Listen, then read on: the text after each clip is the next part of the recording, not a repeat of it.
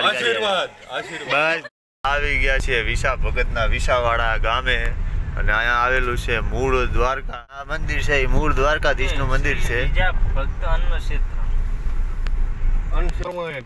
તમે શું કહો છો ભરતભાઈ? બાપા સીતારામ મૂકી દઉં એમ. હા મૂકી દે, વાંધો નહીં. શું વાંધો છે અહીંયા? મોબાઈલ બધું મને લઈને જવાનું. હા લઈને જવાનું બધું.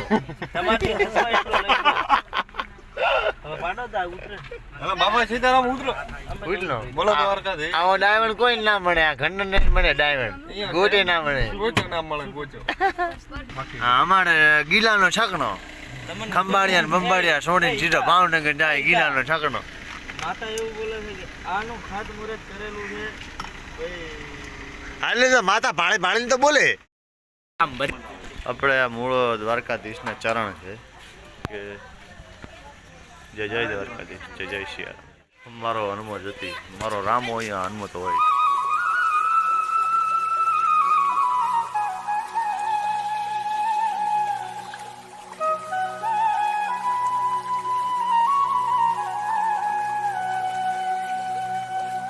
એવું છે કે જ્યાં શિવ અને મારા ભગવાનનું મંદિર છે. બરોબર, દ્વારકાધીશ ને શિવનું પેલું વિશ્વમાં પેલું મંદિર છે આર્યું. આ જગ્યાએ ભગવાન જો કે પહેલી વાર ગોકુળ મથુરા છોડીને પહેલી વાર અહીંયા આવ્યા હતા અને પહેલી વાર અહીંયા મંડાણ રોકાણ કર્યું અને શિવજીની પૂજા કરી, સ્થાપના કરી. એટલે આ મૂળ દ્વારકા કહેવાય છે અને બહુ જૂનવાણી મંદિર છે. બરાબર, દ્વારકાધીશનું. જય દ્વારકાધીશ. દ્વારકાથી સોમનાથ આવો છો તો હરસિદ્ધિ માના મંદિર પછી કોયલા ડુંગર પછી તરત જ 11 કિલોમીટર જ આવે છે અને હકીકતમાં અહીંયા આવ્યા જેવું છે, દર્શન કર્યા જેવું છે. ઘણા બધા મંદિર છે. મહાદેવનું મંદિર છે, હનુમાનજીનું મંદિર છે, બીજા ઘણા ઘણા નાની નાની ડેરીઓ છે બધી. બાબાજી આશીર્વાદ દો, 4-5 કરોડ રૂપિયા લે. વધારે નહીં દીધું, ખાલી 4-5 કરોડ રૂપિયા હાલ દો અને તમારી આશીર્વાદ.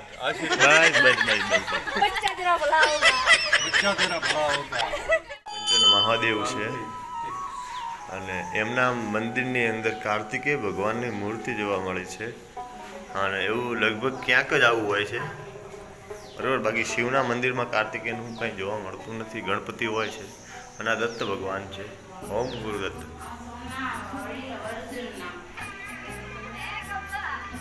પીડભંજન મહાદેવ એની બાજુમાં તરત આ વાવ છે. આપણે વાવણા થઈએ. યેસુ છે, બહુ મસ્ત છે, જૂનવાણી છે, સારું છે.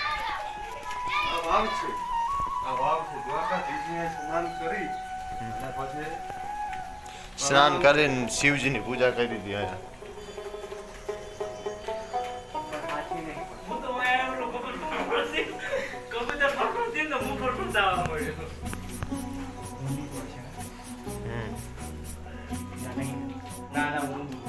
ઊંડું છે.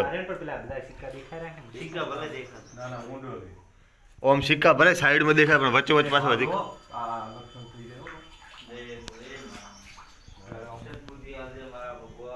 એ તો તમારા હશે, એ ભગવાન આ જ છે. બરોબર,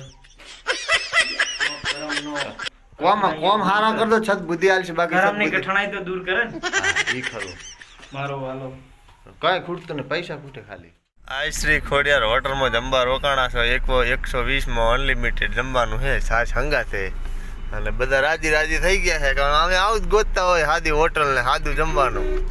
કારણ કે પેલું મસાલાવાળું જાજુ આપણને ફાવે નહીં, ગામડાના માણસ ને. અમારે જમાઈ છે ગાડી પાર્કિંગ કરાવે. મસ્ત જમી લીધું છે. જમીને હવે નીકળ્યા છે. જમવામાં જુઓ, સેવ ટમેટાનું શાક હતું, દાળ હતી, બટાકાનું શાક હતું, દહીંનું રાયતું હતું, પછી અનલિમિટેડ છાશ હતી, દાળ ભાત હતા, રોટલો હતો, રોટલી હતી. માત્ર ને માત્ર કચુંબર તો ખાવાની એવી મજા. હા, કોચુંબર મસ્ત હતું. માત્ર 120 રૂપિયામાં.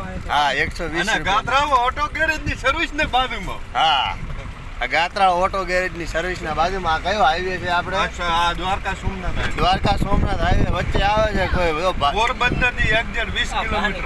હા બરોબર છે.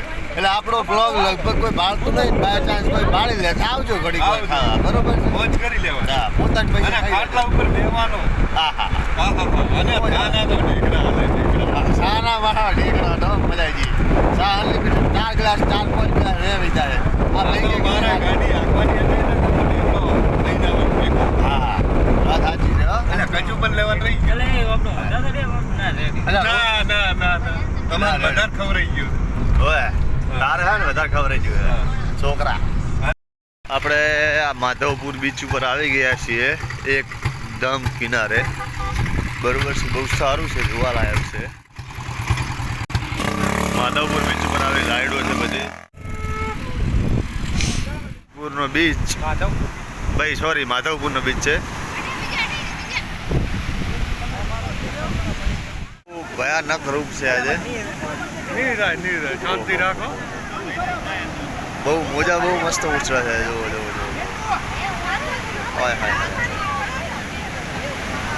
હાય હાય હાય, કેટલું મસ્ત મોજું ઉછળે છે હો.